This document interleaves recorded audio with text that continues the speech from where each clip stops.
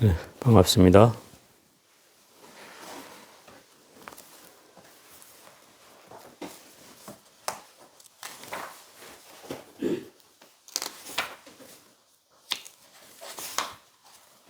어디 할 차례죠?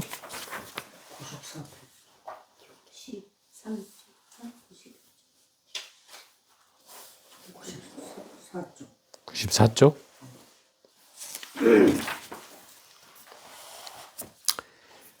전번에 그 진성심신미묘법 이거 하다가 말긴 했는데요. 진성은 깊고 깊어서 극히 미묘하다. 이런 뜻을 갖는 게 이제 5번째 개송인데, 이미 4가지 개송에서 이 법성계의 핵심을 얘기했다고 했어요. 이제 법성이라는 것을 먼저 다시 한번 또 설명해 보면, 법성이란 법은 법과 성품으로 나뉘는데, 법은 내 눈앞에 펼쳐져 있는 육군의 경계로 다 보여지고 들려지고 냄새 맡아지고 몸으로 감촉되고 생각으로 대상이 분별되는 모든 세계가 법이에요. 그거에 대한 성품이 성이고요. 그러니까 법과 성품은 그래서 둘이 아니라고 하는 거예요. 성품에서 법이 나오고 법에서 성품이 있다 이 말인 거죠. 마치 내 마음에서 몸이 나오고, 그죠? 또 몸의 작용에서 마음이 있고, 그죠? 예를 들어서 지금 제가 손을 움직이고 눈을 깜빡거리고 입을 열어서 말을 하고 있는 것은 그 사람의 마음을 움직이는 거예요, 안 움직이는 거예요? 움직이는 거죠. 그러니까 결국은 내가 이 행위로 보여지는 것들이 이미 마음을 나타내고 있는 거죠. 그러니까 이 몸의 행위는 마음이 작용이라는 말이 이해가 되죠. 그게 몸과 마음은 구분이 되어 있으나, 그죠? 몸과 마음을 우리는 둘이라고 얘기하지만 실제로는 둘이 아닌 거죠. 하나로 작용되고 있다는 거죠. 그래서 둘이면서 하나이고 하나이면서 둘이라고 하는 경계를 이해할 수는 있겠죠. 그와 마찬가지로 법과 성품도 또한 둘이면서 하나이고 하나이면서 둘이다. 이 경계도 이해하겠죠. 똑같아요. 눈으로 보여지는 이 경계가 법이고 그걸 담당하는 성품이 바로 성이에요. 그러니까 이 법과 성품이, 법이 어디서 나왔느냐? 그 성품에서 나왔다는 거예요. 그 성품은 법을 만들어내는 씨앗이 되는 거죠. 마치 마음과 몸의 관계처럼. 그런 관계로 펼쳐진 게 이 법성이에요. 그 법성은 내 눈앞에 펼쳐진 세계의 성품이라고 하면, 여기서 말하는 진성은 진섬심심극묘묘라고 하잖아요. 참된 성품이라는 뜻이에요. 진성은. 참된 성품은 깊고 깊어서 참으로 미묘하다. 끝을 알 수가 없다 이 말이에요. 그러면 이 진성이라는 건 뭐냐면, 법성은 전체의 성품이라고 하면 진성은 개인의 성품이라고 할 수 있다 이 말이에요. 나의 성품, 이거를 진성이라고 한다 이 말이에요. 우리가 흔히 말하는 마음이라고 하는 것, 또는 열애장이라고 하는 것, 또는 불성이라고 하는 것, 또는 선사들이 하는 말로 하면 한물건이라고 하는 것, 또는 주인공이라고 하는 것, 또는 참나라고 하는 것, 이런 것들이 다 바로 진성을 말하는 거예요. 그러면 왜 이 마음을 가리키는, 마음의 본질을 가리키는 이 말이 왜 불교에는 이렇게 많은가? 이거 외에도 제가 들려면 10가지 이상을 들 수가 있어요. 금방 얘기한 것처럼 마음이라는 거를 불성이라고도 하고 열애장이라고도 하고 일심이라고 하고 또 그거를 중도라고도 하고 공이라고도 하고 연기라고도 하고, 또 아까 말한 대로 선가에서는 또 한물건이라고 하고 또 참나라고 하고 주인공이라고 하고, 그죠? 이렇게 수도 없이 이런 경계를 얘기하고 있단 말이에요. 진성이라고까지 얘기하니까 이 10개가 넘는 이런 언어들 때문에 우리가 잠시 헷갈린다 이 말이에요. 어떤 게 맞는가? 그런데 다 맞기도 하고 다 틀리기도 하다 이 말이에요. 맞다고 하는 말은 어느 것을 지칭한들 그 핵심에 맞닿아 있으면 그건 맞는 말이죠. 예를 들어서 이 마음이라는 것을 이거라고 했을 때 맞아요, 틀려요? 맞을 수 있죠. 내가 이거라고 지칭하면 그게 이거일 수 있는 거예요. 그래서 우리 이먹고 하면은 그 이먹고란 말이 무슨 말이에요? 이것이 무엇인고 이 말이란 말. 그럼 마음이라는 걸 이것이라고 얘기하고 있단 말이에요. 그러니 틀린 말이 아니죠. 그러면 이거라고 하는 말이 결국 마음을 지칭한 말일 수는 있어요. 그런데 이게 왜 또 틀리기도 하냐면 이 마음이란 용어가 수도 없이 많은 이유는 그 마음을 뭐라고 할 수 없기 때문에 이렇게 수없는 이름이 붙은 거다 이 말이에요. 그러니까 그 말을 딱 정확한 말이라고 할 수 있는 게 없다는 말이죠. 이걸 뭐라고 할 거냐 이 말이에요. 그래서 선사들은 한물건이라고 하고, 그래서 한물건인데 저번 시간에 한번 얘기했잖아요. 성가기감에 나오는 말이 여기에 한물건이 있어서 소소영영하여 밝고도 밝아서 뚜렷하게 비치는데 이것을 이름 붙일 수도 없고 모양을 그릴 수도 없다. 왜? 뭐라고 이름 붙이자니 그게 틀린 말이 되는 거예요. 모양을 그리자니 모양이 없어. 그러니 이름 붙일 수도 없고 모양을 지을 수도 없는 거다 말이에요. 그래서 선사들이 여기에 한물건이 있으니 이렇게 표현한 거예요. 그걸 한물건이라고 해도 맞지만 또 한물건이라고 해도 틀리기도 하다는 거죠. 이건 한물건이라고 말하는 말은 무슨 얘기냐면 뭐라고 할 수는 없는 어떤 것이 있다는 거예요. 그런 표현으로 한물건이라고 표현하는 거예요. 뭐라고 할 수는 없지만 어떤 거, 그 어떤 거. 왜 이거를 규명한 사람은, 깨달은 사람은 알겠지만 규명하지 못한 사람은 뭐라고 한들 그것을 이해하겠냐 이 말이에요. 그죠? 그걸 마음이라고 한들, 열애장이라고 한들, 불성이라고 한들, 주인공이라고 한들, 참나라고 한들, 그것들을 아는 방법은 내가 깨달음을 얻는 방법밖에 없겠죠. 그러니 이게 전부 다 이 단어들이 다 이 마음을 형용하는 단어들이 다 맞기도 하지만 다 틀리기도 하다는 말이에요. 이해가 되죠? 그 근본을 가리키는 말이 아닐 수 있단 말이에요. 예를 들어서 제가 무심이라고 하면 무심의 본질은 사실 나의 모습으로 형용된 그 겉모습을 보고 무심이라고 하는 것이지 나의 본질을 형용하는 말은 아니잖아요. 무심이란 말이. 그죠? 만약에 나의 본질을 형용하는 말이라면 내가 전생에도 그 이름이어야 되고 지금도 그 이름이어야 하고 과거 생에도 그 이름이어야죠. 내 생에도 그 이름이어야죠. 근데 그게 아니고 또 다음 생에나 그 전에는 이름이 아닐 거 아니에요. 다른 이름이었을 거 아니에요. 그렇다면 그 형용하는 겉모습만 가지고 나라고 얘기하는 거니 실제로 참나나 주인공에 대해서는 뭐라고 얘기할 수가 없다 이 말인 거죠. 그래서 이 수많은 형용들 가운데 맞기도 하지만 다 틀리기도 하다는 거예요. 뭐라고 정확하게 얘기할 수 없기 때문에 이렇게 수많은 미사 욕구들이 붙는다 이 말인 거죠. 그게 이제 이 법성과 진성에 대한 제가 지금 풀이를 여러분한테 이해 쉽게 말씀드리는 거예요. 94쪽을 한번 볼게요. 또한 일러보아라. 이 네 구절에 또한 그대의 사량 개구요와 분별의식이 있는가 없는가. 이 네 구절이라는 거는 앞에서 말한 네 개성을 말하는 거예요. 법성원용 무의상 제법부동 본래적 무명무상 절일체 능지소지 비여경. 이 네 가지 구절에서 이미 법성계의 모든 핵심은 끝났다고 얘기했어요. 나머지는 이 스님도 하는 말이 장엄이고 화엄일 뿐이라는 거예요. 그냥 꽃으로 장엄한 세계로 장엄해 본 거지 본질은 이 네 개성에 다 끝난다. 그러니 이 네 개성에는 생각을 갖다 붙일 수가 있겠는가 없겠는가 이 말을 하는 거예요. 여기다 생각을 갖다 붙일 게 없죠. 아무것도 없어요. 그냥 그 진리 그 자체를 얘기하고 있기 때문에. 정멸도량으로부터 부처님이 살아계신 그 도량으로부터 오늘에 이르기까지 바로 통째로 이 진리라고 하는 무쇠덩어리라서 거기다 뭘 갖다 댈 수가 없는데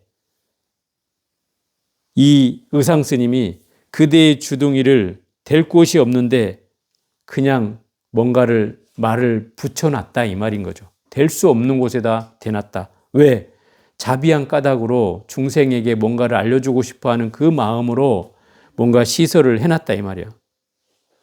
그래서 그 진성심신 극미묘 참다운 성품은 깊고 깊어서 지극히 미묘하다라고 한 것이니 벌써 충분할 만큼 진흙과 물을 뒤집어 쓴 것이다. 진흙과 물을 뒤집어 썼다는 건 뭐예요? 자기가 창피를 무릅썼다는 거죠. 여러분 비 오는 날 차가 지나가면서 진흙탕물을 확 뿌리면 정말 길 가다가 창피해지잖아요. 자기도 모르게 창피해져. 내가 맞은 건 내가 맞은 거지만 내 탓이 아닌데도 그 상황에 있었다는 사실만으로도 내가 창피해지잖아요. 이게 부끄러워진다 이 말이에요. 결국 그런 일을 이 스님은 자비로운 마음 때문에 굳이 안 해도 될 말을 했다 이 말인 거예요.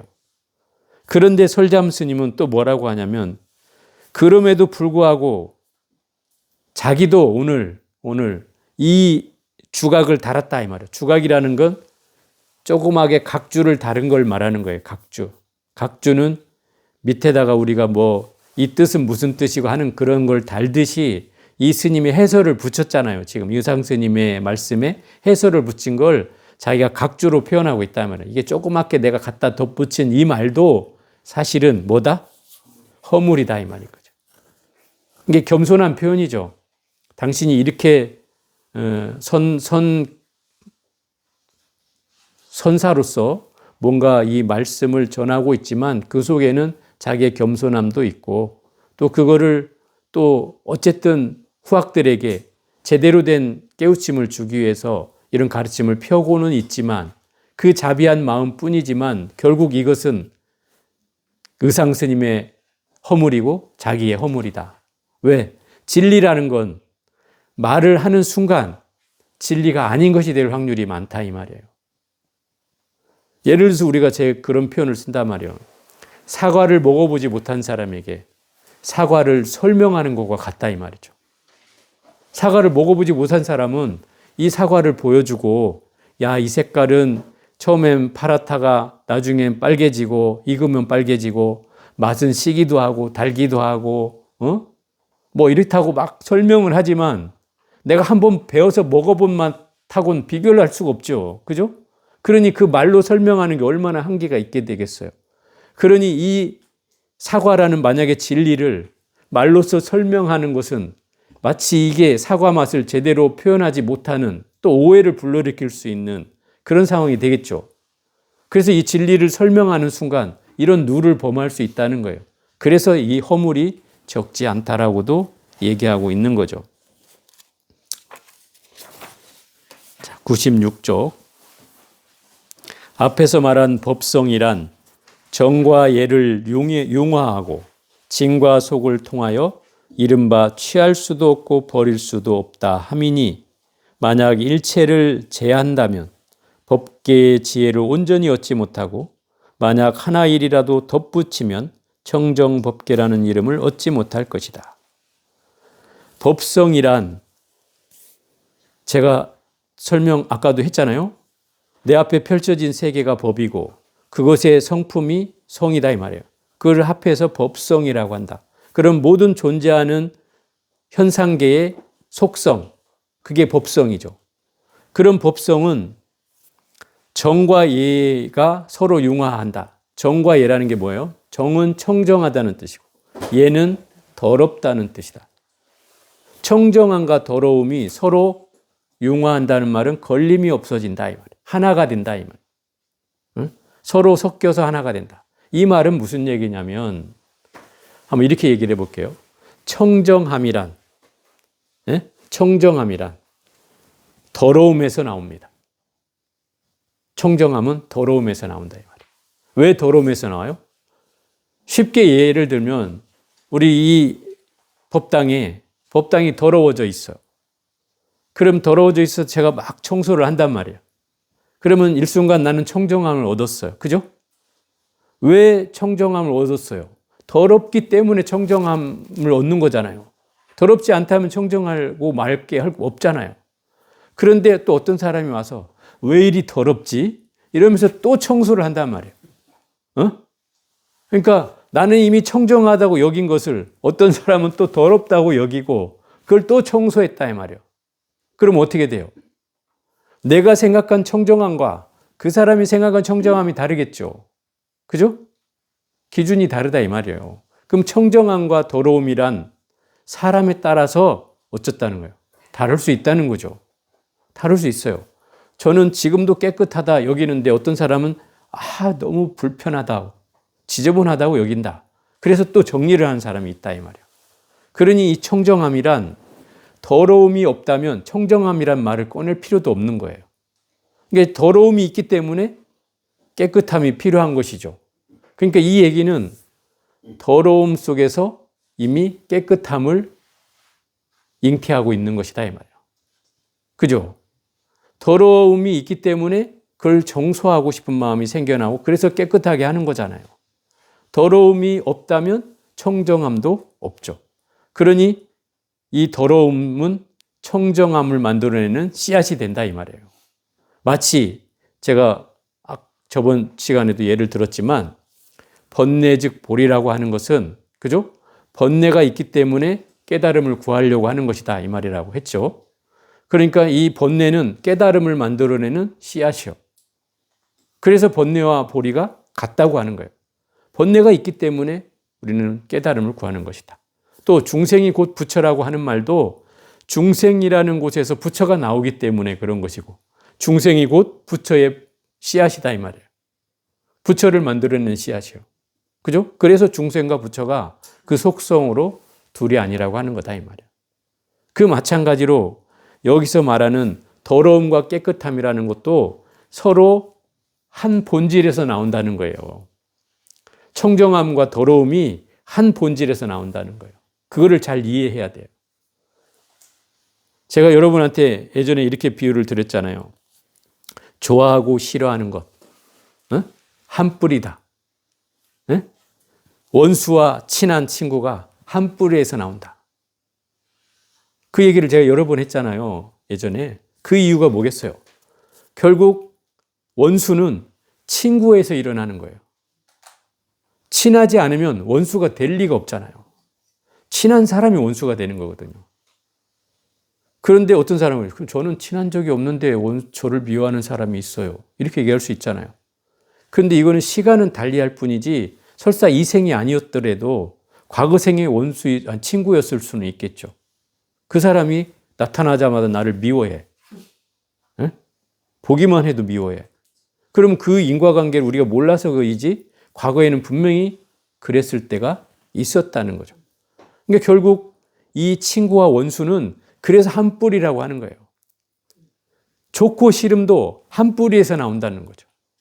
싫음이라는 거는 싫음이 있기 때문에 좋아함이 있는 거예요. 아까 원리하고 똑같은 거죠. 그죠? 더러움이나 깨끗함이라고 하는 것도 똑같은 원리이듯이 이 좋음과 싫음이라는 것도 싫음 속에서 좋음이 나오는 거예요. 싫음이 없다면 좋아함도 없는 거예요. 좋아할 수도 없어요. 싫음이 없는데 뭘 좋아할 수가 있어요. 그 자체가 없어지는 거죠. 싫어함이 있기 때문에 좋아함이 생기는 거죠. 그러니까 이 좋아함은 바로 싫어함으로부터 씨앗이 돼서 좋아함이 나오는 거다 이 말이에요. 그러니 좋아함과 싫어함은 같은 뿌리를 갖는다 이 말인 거예요. 그래서 이 상대적 개념인데 우리는 반대말로 쓰고 있는 상대적 개념인데 이 뿌리가 같다는 거죠. 속성이. 그래서 싫어하는 건 좋아한다는 거에 방증이 되는 거예요. 그래서 예를 들어서 여러분이 제일 싫어하는 사람이 누구예요? 김정은. 김정은? 갑자기 생뚱맞은 소리가. 원수예요? 내가 제일 싫어하는 사람은 그 밑에 좋아함이 숨어 있어요. 내가 원망하는 사람 있잖아요. 거기에는 좋아함이 숨어 있어요. 좋아하기 때문에 싫어하는 거예요. 그 원리가 숨어 있단 말이에요. 그래서 제가 예전에 여러분한테도 그 얘기를 비슷하게 했는데 어떤 분이 상담을 왔어요. 근데 그분이 이혼하겠대요. 그 왜 이혼하려고 그러냐? 그러니까 남편이 미워 죽겠다는 거예요. 그러니까 막 남편이 안 좋은 점을 막 얘기해요. 그래서 제가 한참을 들어줬어요. 그리고 나서 제가 결론을 내려줬어요. 보살님은 절대 이혼하면 안 됩니다. 왜? 아직도 남편을 좋아하고 있습니다. 무슨 소리 하냐고 막 벌쩍 뛰어요. 결국 보살님이 미워한다는 것은 좋아하기 때문에 미워하는 것이다. 만약에 정말 이혼할 사람은 어떤 사람이냐면 남편이 진짜 남 같은 사람. 그 사람이 들어오든 말든, 밥을 먹고 오든 안 먹고 오든, 늦게 들어오든 뭐 일찍 들어오든 전혀 거기에 관심이 없어지는 거예요. 그건 남이나 다를 게 뭐 있어요. 그죠? 그러면 그런 사람은 이혼해야죠. 그런 사람은 이혼해야 돼요. 그런데 남편이 막 미워 죽겠다고 하는 사람은 절대로 헤어지면 안 됩니다. 헤어지면 한 달도 안 가서 대성통곡을 해요. 그런 사람을 제가 봤어요. 자기가 이혼하겠다고 해놓고 해서 한 달도 안 가서 대성통곡을 해요. 제가 괜히 한 것 같다고.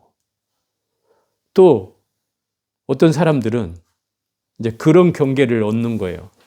남들이 나를 어떻게 볼까? 이런 거 있잖아요. 이혼을 하면 내가 소위 말하면 뭐가 되는 거예요? 이혼녀가 되는 거잖아요. 그 이혼녀가 됐다는 사실을 받아들이기도 힘들고 그런 얘기를 누구로부터 듣기를 싫어해. 그러니 자기가 이혼했다는 사실을 절대 밝히지 않고 싶어 하죠. 그 심리가 있어요. 그러다 보니까 사람들 속에서 떳떳하지 못한 거잖아요. 나 이혼했어 라는 말을 쉽게 못하죠. 그러니까 한동안 또 그것이 트라우마가 돼서 자기 삶을 괴롭히는 상황이 되는 거예요. 그러니 이게 이혼이라는 건 쉬운 선택은 아닌 거죠. 그리고 남편이 미워지고 있다면 그건 이혼거리가 아니다. 이걸 분명히 인지를 해야 돼. 그래서 제가 이 얘기를 수도 없이 하는 이유가 좋아함과 싫어함은 그래서 한 뿌리라고 하는 거예요. 미워함 속엔 싫어함이 있고 싫어함 속엔 좋아함이 있다는 거예요. 그것이 같이 연결돼서 이 감정이 일어난다는 거죠. 마찬가지로 더러움과 이 깨끗함이라는 것도 똑같아요. 그 원리가. 이미 더러움 속에서 깨끗함이 있고 깨끗함 속에서 이미 더러움이 있는 거예요. 제가 아까 예를 들은 게 그 얘기잖아요. 내가 봤을 때 나는 청정하다고 느꼈는데 다른 사람이 봤을 때는 그게 더러움으로 느껴진다면 더러움과 깨끗하면 똑같은 거라 이 말이에요. 같은 개념이에요. 또 제가 인도를 가끔씩 예를 드는데 인도 갔을 때 그 더러움이라는 것을 얘기하면 우리나라는 정말 깨끗한 곳이죠. 그거에 비한다면. 여기는 극락이라고 할 수도 있고 거기는 지옥이라고 할 수도 있어요. 엄청 더러워요. 더러운 정도가 그냥 막 하천의 물이 그 폐수가 돼가지고 시커멓게 흘러가고 거기에 오만 그 비닐이며 페트병이며 막 우리 그 한 60, 70년대 때 하천에 막 버려진 그런 것들이 지금 고스란히 인도가 그런 현상을 가지고 있어요. 그러니 가는 데마다 악취며 냄새가 진동하고. 그런데 그 사람들은 전혀 그거를 불편해하지 않아요. 중요한 것. 의뢰 당연스럽게 받아들인다 이 말이에요. 자기들도 거기다 버리고 그걸 너무 주저하지 않아요. 그러니까 그러다 보니까 그 더러움이라는 것이 뭔가라는 것에 대한 생각이 생기게 된다 이 말이에요. 대체 더러움이란 뭐지? 우리는 막 먼지만 묻어도 털고 막 이러는데 거기 가면 먼지 묻는 건 다반사고 먼지 구덩이에 있으니까 앉았다 일어나면 다 먼지 투성이고 그러니까 그냥 그 속에서 사는 거야. 내가 뭘 묻었는지 안 묻었는지도 전혀 걸리지 않고 어느 순간 나도 그 사람들처럼 동화되는 거야. 그러니까 옷이 떼꾸작물이 막 흘러도 전혀 그 부끄럽지 않아. 여기서는 조금만 들어오면 막 빨고 털고 고춧가루 묻었다고 뭐 하고 하던데 거기 가면 뭐가 흘러서 묻든 어쨌든 제가 1년을 살고 돌아오니까 그 연화사의 주지 스님이 저한테 뭐라고 하냐면 공항에 마중을 나왔어. 마중을 나왔는데 중들이 쭉 나오는데 넉마주의가 오는 줄 알았대. 뭔 그 승복을 입고 나오는데 승복이 다 떼꾸작물이 줄줄 흐르고 얼굴은 또 시커멓고 눈만 바짝바짝 하더라는 거예요. 그렇게 표현을 해. 그러니까 그 지저분함을 그 고스란히 그 분위기를 가지고 온 거죠. 전혀 부끄러움도 없이. 여기 같으면 그런 상황으로 사실 난리가 났겠죠. 하루아침에. 그러니까 결국 이 더러움이라는 게 뭔가 이런 생각을 하게 되는 거죠. 그래서 거기서는 그런 경계가 떨어지지 않으면 그곳이 천국일 수가 없어요. 그런 경계가 떨어져야 제가 얘기했잖아요. 세 가지 인도 여행에 세 가지 경계가 없어지면 인도는 천국이 되고 그 세 가지 경계가 나를 괴롭히면 거긴 지옥일 수밖에 없는 곳이다. 그 세 가지 경계가 뭐예요?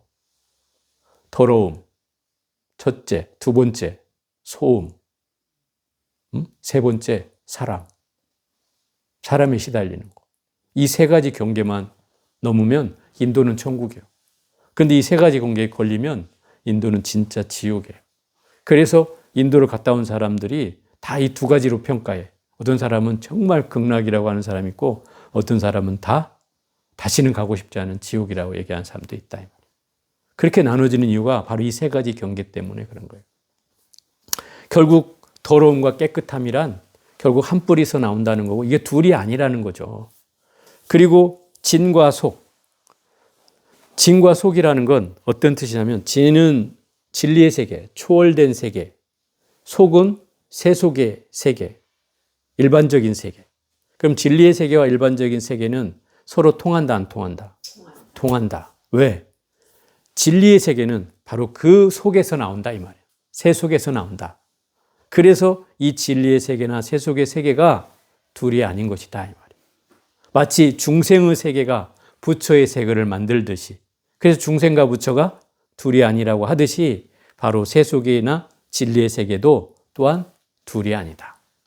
진속이제라고 해요. 진제와 속제.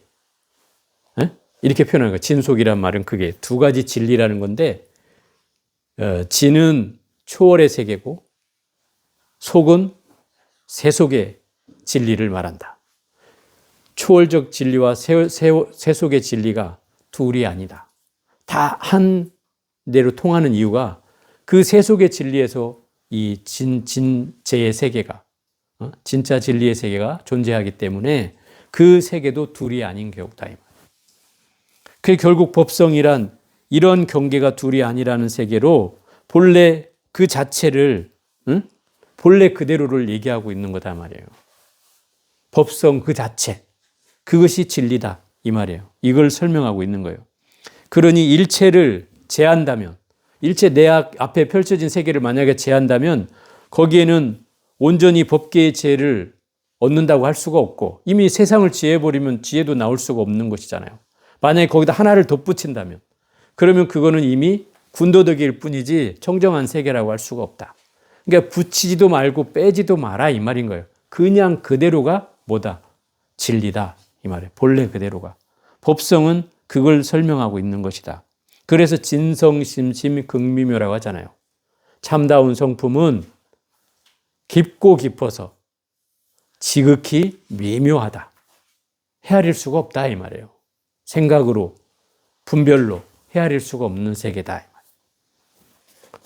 97쪽 여기에서 말한 진성이란 따로 유정문 가운데서 참다운 지혜로 진리를 증득하는 것을 취한 것이니 몸을 한 발 물리어 임시로 진성이라는 이름을 지은 것이요 법성 밖에 따로 일단의 진성이 있다고 지시한 것은 아니다. 자, 진성과 법성에 대한 얘기를 좀 더 해볼게요. 아까 잠깐 얘기하고 말았는데 법성은 앞에 펼쳐진 모든 세계 그것에 대한 성품이 법성이고 진성은 그 가운데 우리와 존재 같은 한 사람의 참다운 성품 그게 진성이에요. 그럼 법성과 진성이 무엇이 같고 무엇이 다르냐면 법성이라는 건 넓은 개념으로서 얘기한다면 진성은 이 한 부분의 성품을 얘기하는 거다. 그러니까 이 법성 가운데 하나의 성품이 진성이다. 그러니까 법성 안에 포함되는 개념이다 이 말이에요. 진성은. 그런데 이 진성이라고 하는 건 아까도 얘기했듯이 나의 참다운 성품을 얘기하는 말인데 이것을 형용하는 이름이 있다고 했죠. 수없이 많다고 그랬죠. 뭐 마음이라고도 하고 주인공이라고도 하고 참나라고도 하고 불성이라고도 하고 열애장이라고도 하고 또 한물건이라고도 하고 이것이라고도 하고 또 아까 말한 대로 뭐 공이라고도 하고 중도라고도 하고 연기라고도 하고 이렇게 수없이 많은 표현이 있다는 말은 결국 어느 것도 정확하지 않다고 얘기할 수 있다 이 말이에요. 그렇기 때문에 수없는 이름으로 이 마음을 묘사하고 있다 이 말이에요. 그러니 진성이라는 말을 또 다른 말과 같이 맞을 수도 있지만 아닐 수도 있다 이 말인 거죠. 그래서 여기서 말하는 말로 임시로 진성이라고 이름 붙여서 진성이라고 할 뿐이라는 거예요. 왜? 다른 사람은 그거를 일심이라고도 하고 뭐 중도라고도 하고 뭐 공이라고도 하고 다른 이름으로도 얘기하니까요. 경우에 따라서. 그러니까 이 진성이라는 것은 어디에 있다는 거예요? 밖에 있다는 게 아니죠. 내 안에 있다는 거죠. 내 안에 있는 거예요. 그렇지만 내 안에 있다고 해서 내 안에만 있는 건 아니죠. 여러분 마음이 내가 밖으로 이렇게 소리를 내면 밖으로 소리 따라와요, 안 따라와요? 따라오죠. 마음이 따라오죠. 저게 무슨 소린가 하고 가죠. 그럼 마음이 여기 와 있다 이 말이에요. 그럼 이건 바깥에 있는 거죠. 그러니까 안에 있을 수도 있고 바깥에 있을 수도 있는 거예요. 안에만 있다고 하면 이것도 잘못된 일이다 이 말이에요. 그 경계가. 그래서 이 진성이라고 하는 말은 이렇게 여러 가지로 쓰긴 하지만 이런 경계로 얘기를 하게 된다 이 말이죠. 98쪽 만약 장교를 배우는 사람이라면 차제를 밟아 보게 되어 있다거나 만약 원도의 근기에 속한 사람 중에서는 일거에 보기 마련이라고 하면 벌써 틀려버린 것이니 차제도 말고 일거도 말고서 어쨌든 말해보라. 그러니까 이 말은 이것이 어떠한 소식인가? 차제니 일거니 함은 우선 치워두고 무엇이 매우 깊다는 바의 도리인가? 이거를 이제 설명을 해볼게요. 장교라고 하는 것은 아마 몇 주 전인가요? 몇 주 전인가 화법사교, 화의사교라고 얘기를 했었어요. 여러분이 기억을 할지 모르겠는데 이 경전을 분류해서 하는 방법 가운데 교설의 내용이나 교설의 방법에 따라서 이 네 가지씩으로 나눠놓는 거예요. 그걸 장통별론이라고 해서 장에 속하는 가르침, 장교가 있고 통교가 있고 또 별교가 있고 원교가 있다. 그 교설의 방법에 따라 설해놓은 건데 이 장교는 점차 닦아나가는 차제로 설명되어 있는 걸 장교라고 한다. 점차 닦아나가는 거. 순서대로 중근기, 하근기가 차근차근 닦아서 부처의 세계로 나아가는 경전들을 설해놓은 게 장교이고 여기서 원도의 근기를 속한 사람이라고 하는 건 이것을 원교를 말하는 건데 원교란 이 화엄경 같은 경전을 말한다 이 말이에요. 화엄경은 단박에 깨달음을 얻어서 부처의 세계로 바로 들어가게 해주는 경전을 말한다. 그러면 이 차제를 밟아서 가는 그 경전은 점교를 말하는 거고 점차 닦아서 가는 점교를 말하는 거고 이 원교 같은 경전에서 말하는 것은 이 돈교를 말하는 거다. 단박에 깨달아서 들어가는 가르침을 말하는 거다. 그러면 이것에 대한 차별이 있는 이유는 중생의 근기가 차별해서 그런 것이지 불법이 차별해서 그런 건 아니다 이 말이에요. 그죠? 이거 원각경에서 수없이 설해진 내용인데 그래서 이 장교에서 설해진 내용을 차제라고 한 단어로 설명하고 있는 거고 차제는 점차 닦아나가는 것이다. 또 원돈의 근기로 속한 사람들은 일거라고 하는 말은 단박에 그냥 단번에 끝내버린다 이 말이에요. 일거에. 그런데 이 두 가지를 가지고 이미 얘기를 한다면 차제든 그게 일거든 다 틀린 것이다 이 말이에요. 이 스님 말은 그러면 틀려버린 것이다. 그러니 그 차제를 말고 일거라는 말도 제껴놓고 그리고 나서 말해보라는 거예요. 이 얘기는 좀 어려운 말 같지만 이렇게 표현을 해볼게요. 옛날 선사가 주장자를 몽둥이 하나를 탁 들고 자 일러라. 말을 해도 30방이요. 말을 안 해도 30방이니라. 이랬어요. 그러니까 갑자기 스님들이 말을 해도 맞고 말을 안 해도 맞는다 하니까 이 꽉 막혀버린다 이 말이에요. 앞도 막히고 뒤도 막히고 말을 할 수도 없고 말을 안 할 수도 없는 상황이잖아요. 일러라! 이렇게 얘기하는데. 근데 그 중에 한 중이 호련히 일어나서 한바탕 손가락을 들고 춤을 춘다 이 말이에요. 그러고 나니까 사람들이 바로 다 무릎을 치는 거죠. 회통이 되는 거예요. 말을 하지 않고도 법을 설했고, 그죠? 말을 하면 30방이고 말을 안 해도 30방이라고 했으니까 말도 안 하고서 말을 하지도 않고 말 없지도 않으면서 이 도리를 설명했다 이 말이에요. 그러니까 이 경계가 바로 뭐예요? 다 제껴놓고 뭐 일거니 차제니 다 제껴놓고 한번 일러봐라 이 말인 거예요. 이게 말을 해도 30방이요 말을 안 해도 30방이 니네 일러봐 이 말이나 같은 말이다 이 말이에요. 딱 막혀있을 때 너는 뭐라고 할 거야? 이런 경계를 이 설자암 스님이 묻고 나서 당신이 이제 그걸 대답하는 대목이 나오는데 이것이 어떠한 소식인가? 차제니 일거니 함은 우선 치워두고 무엇이 매우 깊다는 바의 도리인가? 매우 깊다는 말은 진성심심 극미묘의 그 심심이란 표현을 왜 깊다고 했느냐 이 말을 이제 설명하려고 하는 거예요. 그러니 말 다 집어치우고 선도리를 한번 얘기해봐. 이렇게 얘기하는 거예요. 뜻으로 해석하지 말고 자 선도리를 한번 일러봐. 그리고 나서 당신이 99쪽에 법문을 하는 거예요. 진이라고 말하며 전부가 몽환이요. 가라고 말하며 순전히 실상이니 성품도 아니고 형상도 아니며 진도 아니고 가도 아니지만 성품이면서 형상이고 진이면서 가이기 때문에 매우 깊다고 한 것이다. 이렇게 법문을 일가를 하는 거죠. 자, 진이라고 하는 말은 제가 진성의 진자예요. 이게 진재의 진자고요. 그러면 참다운 진리, 참다운 성품을 얘기하는 진자다 이 말이에요. 그 참다운 성품이 전부가 뭐라고요? 꿈과 신기루라는 거예요. 몽환이라는 말은 꿈과 신기루라는 말이에요. 우리 그 금강경에 나오는 여몽환포령이라고 있잖아요. 그 말이다 이 말이에요. 꿈과 신기루요. 뭐가? 진리가 꿈과 신기루래.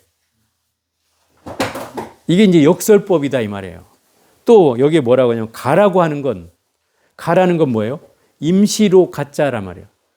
우리의 세계를 가유라고 그래. 가유. 존재는 하지만 잠시 존재하는 세계잖아요. 그죠? 잠시 존재하는 세계. 그걸 가유라고 그래. 그런 세계를 가라고 한단 말이에요. 그러니까 잠시 있는 세계가 가야. 빌려온 세계다 이 말이에요. 그런데 이 가가 뭐라고? 실상이래. 실상은 영원불멸한 실상이라는 말이에요. 잠시 있는 이 세계가 실상이래요. 또 성품도 아니고 형상도 아니다.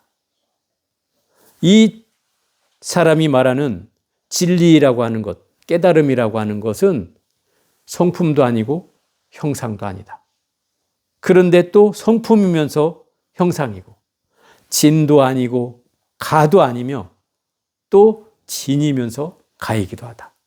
이렇게 얘기를 하고 있다. 말이 어렵죠.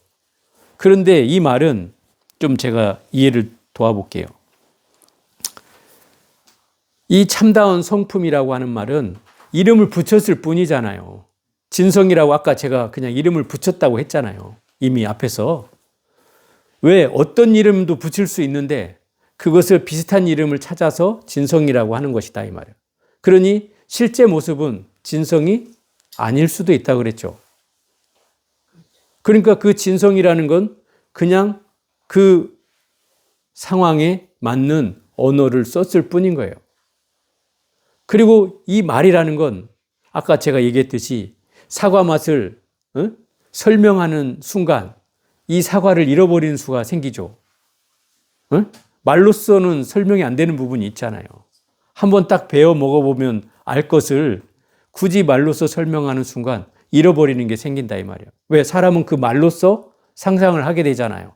시고도 달고 뭐 파랗고도 빨갛고 무슨 껍데기는 뭐 딱딱하고 안에는 부드럽고 사각사각하고 뭐 어쩌고 백날 설명해봐야 그걸 상상만 하지 안 먹어본 사람은 쉽지 않단 말이에요. 그 맛을 이해하기가. 그렇기 때문에 그런 경계를 진리라고 만약에 얘기한다면 그것은 어떻게 되는 거예요? 잘못될 수도 있는 거죠. 틀린 것이 될 수도 있는 거예요. 그러니 그 진리의 세계가 이렇게 아무것도 아닌 세계일 수도 있는 거고, 또 그 가짜의 세계는 어디서 나온다고 했어요? 진리에서 나온다고 했잖아요. 그러니 이 가가 정말 가유의 세계라고만 할 수 없는 것은 이미 진리를 포함하고 있기 때문에 그런 거잖아요. 그러니 이게 우리가 개념으로 친다면 진리의 세계가 실상이어야 되고 가유의 세계가 바로 몽환이어야 되는데, 그죠? 우리의 현상적인 의미로 보면 그렇죠. 근데 또 이 경계를 뒤집어서 보면 진짜가 가짜일 수 있고 가짜가 진짜일 수 있다는 의미라는 거예요. 그러니 이 진리라는 것에 우리가 너무 집착을 해버리면 우리는 그 상에 떨어지게 되잖아요. 마치 제가 예전에 그 금강경의 비유를 들어서 그 뗏목이라는 걸 타고 중생의 세계에서 부처의 세계로 거듭나는데 거기를 건널 수 있는 교통수단이 아무것도 없어서 옆에 있는 나무를 잘라가지고 뗏목을 만들어서 그 강을 건너고 보니까 그 강을 건너서 부처가 됐단 말이에요. 그러니 부처가 됐다는 그 사실이 너무나 고마워서 뗏목을 치고 산을 오른다 이 말이에요. 뗏목아, 내가 없었으면 내가 어떻게 부처가 됐겠니? 내가 너를 평생 안고 살겠다. 만약에 이렇게 하고 산다면 그게 얼마나 어리석은 일이냐 이 말이에요. 그죠? 뗏목은 강둑에 메어놓는 것이 진리고, 그죠? 다시 다른 사람이 탈 수 있도록 해주는 것이 그게 지혜죠. 지혜죠. 그 얘기는 무슨 말이에요? 결국 내가 깨달음을 얻었으면 그 법이라고 하는 것, 법이라고 하는 건 내려놔야 된다는 거예요. 진리를 얻고 나면 이미 부처의 세계는 이미 내가 부처가 돼버렸기 때문에 이 법이라는 건 필요한 사람이나 주면 됐지 그걸 내가 들고 있을 필요가 없다 이 말이에요. 절대화해서는 안 된다. 만약에 절대화하면 그걸 뭐라고 그래요?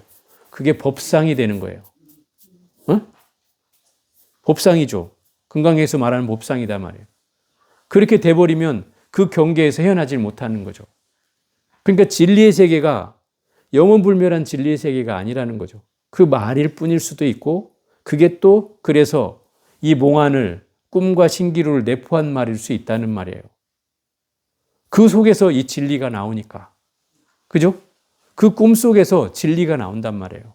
그러니 그 진리가 꿈이라고 해도 그게 틀린 말이 아닌 것이 되고 또 가유의 세계가 실상이란 말도 그 가유를 통해서 결국 실상이 나온다 이 말이에요. 그러니 그 가유가 실상이란 말도 사실 틀린 말이 아니라는 거죠. 이 경계가 이 불교에서 말하는 너무나 그 뒤집는 역설적인 말이지만 결국 틀린 말이 아니다. 그래서 이 성품이라고 하는 것은 그 예를 들어 진성이 꿈과 신기루라고 하는 말은 성품이라고 할 수도 없고 형상이라고 할 수도 없다 이 말이에요. 그런데 그 두 가지를 또 포함한 말이기도 하다 이 말이에요. 그죠? 성품이면서 형상이다 이 말이죠. 또 진이라고도 할 수 없고 가라고도 할 수 없지만 진이면서 가이기도 하다 이 말이에요. 이 의미를 여러분들이 잘 이해해야 된다 이 말이에요. 불교는 이렇게 그 이면을까지를 두 가지 입장을 항상 얘기한다 이 말이에요. 하나는 본질의 입장, 하나는 현상의 입장으로 얘기한다. 그죠? 그래서 이 본질의 입장은 늘 부처의 세계를 얘기하는 게 주로 본질의 세계이고 또 현상계는 내 눈앞에 펼쳐진 이념법으로 지어진 세계를 현상으로 설명한다. 그래서 대승기신론에는 일심이문이라고 표현합니다. 이 한마음에 두 가지 경계가 일어나서 하나는 정멸문, 부처의 세계로 나아가는 문이 있고 하나는 생멸문, 생사의 현장에 나아가는 문이 있다. 이게 본질과 현상이라는 거예요. 그렇게 설명하듯이 결국 우리가 이 부처라고 여기를 진리의 세계를 부처라고 얘기한다면 가의 세계를 뭐라고? 중생의 세계라고 얘기할 수 있다. 또 이 부처의 세계 진이란 세계를 볼이라고 얘기할 수 있다면 이 세계를 번뇌라고 얘기할 수 있다. 가의 세계를. 그렇죠? 또 이 세계를 공이라고 얘기한다면, 진이라는 세계를 공이라고 얘기한다면 이 가유의 세계를 세계라고 얘기할 수 있다. 그죠? 어떤 것도 다 대입이 가능하다 이 말이에요. 이런 경계가 불교에 있어서 두 축을 형성하는 거예요. 본질과 현상이라는 두 가지 축이다. 그래서 우리가 대승불교의 두 가지 축을 얘기하려면 유식과 중간을 얘기한다 이 말이에요. 응? 대승불교의 두 가지 축, 사상의 두 가지 축은 바로 유식 사상과 중간 사상이에요. 중간은 바로 중도라는 의미이고 이것은 공이라는 의미를 설명하고 있는 거예요. 본질이 바로 공이다. 그런데 실제로 내 눈앞에 펼쳐진 건 내 인식에 의해서 끊임없이 펼쳐진 세계잖아요. 그래서 식이다 이렇게 표현하는 거예요. 내 인식으로 계속 세상의 모든 현상이 펼쳐진다. 그래서 이 가유의 세계가 바로 식의 세계고 이 본질의 세계가 공의 세계다 이렇게 얘기하는 거예요. 그러니 이게 결국 다른 말이냐 이 말이에요. 이것은 마치 동전의 양면처럼 본질적인 입장으로 보느냐 현상적인 입장으로 보느냐에 따라서 이거를 나누는 말이지 실상은 둘이지만 하나이고 또 같으면서 다르고 다르면서 같은 거다 이 말이에요. 그죠? 하나이면서 둘이고 둘이면서 하나다. 다 이 말이 가능해지는 말이죠. 그죠? 이런 경계를 설명하고 있는 게 바로 이런 얘기다 이 말이에요. 그 진과 가라고 하는 말은 그런 뜻이다. 그래서 매우 깊다고 하는 것이다 이 말이에요. 자, 100페이지. 문수의 묘지에 개합하되 완연히 초심이니 깊다함이 있을 수 없는 것이요 보현의 현문에 들어갔을 때 일찍이 별체인 적이 없으니 얕다고 함이 있을 수 없다. 문수의 묘지, 미묘한 지혜에 개합하되 완연히 처음 마음을 먹는 것이니 초심이라 이 말이에요. 처음 마음을 먹는 것이니 이걸 깊다고 할 수가 없고 또 보현의 현문은 현묘한 문이라는 거예요. 현묘한 이치를 들어가는 문은 들어갔을 때 일찍이 따로 이 본질인 적은 없으니 얕다고 함이 있을 수 없다. 이게 깊다 이 말인 거죠. 문수의 지혜는 초심이니까 얕은 거고 보현의 현묘한 지혜는 깊은 것인데 이것을 하나는 깊다고 할 수가 없고 하나는 얕다고 할 수가 없다. 이렇게 설명하고 있는 거예요.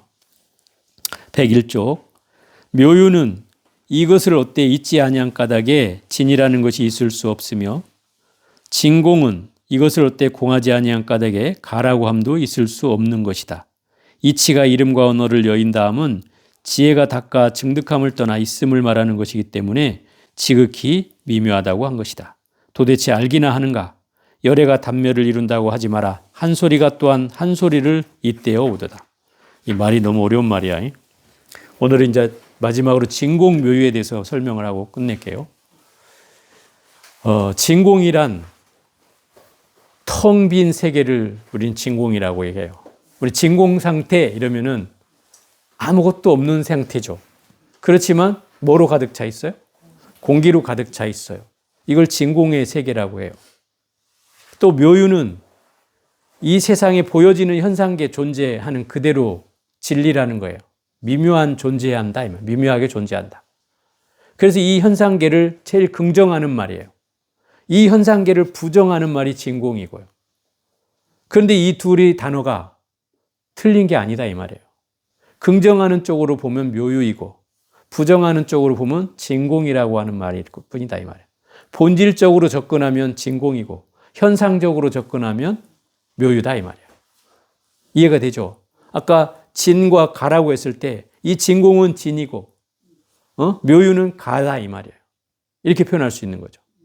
그래서 이것은 공이고 이 묘유는 색이다. 이렇게 또 얘기할 수 있다. 또 이것은 부처고 이것은 중생이다. 이것은 보리고 이것은 본내다. 다 갖다 붙일 수 있는 거예요. 그럼 진공묘유란 하나이면서 둘이고 둘이면서 하나이다. 이 말도 이해되죠? 그죠? 같으면서 다르고 다르면서 같다. 이해가 되죠? 모든 걸 다 갖다 붙일 수가 있는 거예요. 그래서 불교가 어렵다고는 하지만 결국 이 이치를 알면 그렇게 또 어려운 것은 아니다. 왜냐하면 공식이 생겨나고 그걸 접근하는 방식에 두 가지 입장만이 있을 뿐이기 때문에 중생적 입장, 부처의 입장, 이 두 가지 경계나 아니면 본질을 보는 입장이나 현상을 보는 입장, 이 두 가지 경계나 다 같은 의미다 이 말이에요. 그걸 보는 방식에 따라서 이 표현이 나눌 뿐이다 이 말이에요. 그래서 이 현상을 보는 걸 강조하는 사람은 그걸 유식이란 이름으로 이제 등장하는 거, 학문이 등장하는 거고, 본질로 보는 걸 강조하는 사람은 중관이라는 공의 입장으로 등장한다 이 말이에요.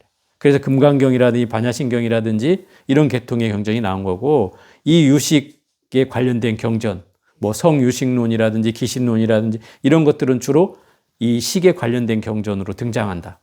그렇지만 이 경전의 의미가 그 내용은 다르겠지만 그 깊은 의미로 보면 서로 하나가 되는 측면이 있다 이 말이에요. 이것을 마치 다른 면으로 보고 얘기한 것일 뿐이지 본질에 다 맞닿아 있다 이 말이에요. 그죠? 깨달음에 다 맞닿아 있는 거죠.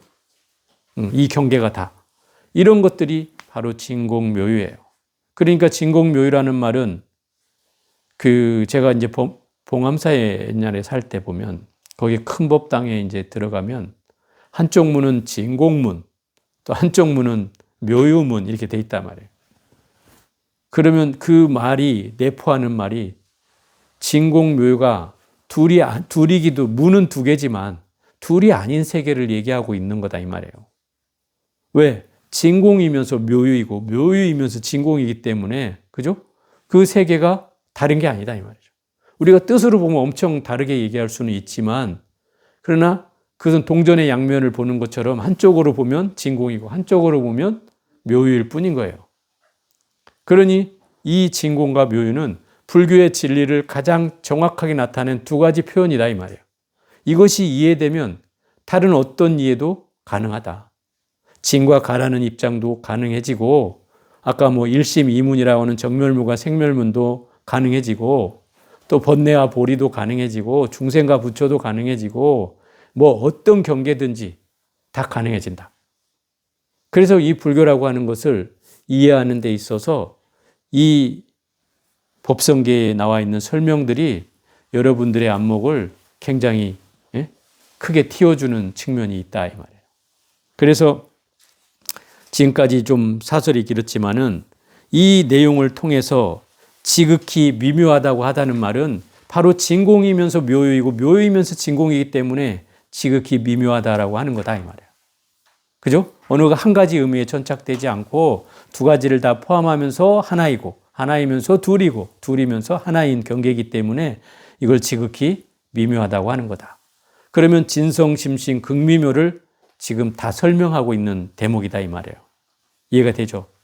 자, 그래서 오늘은 여기까지 해볼게요.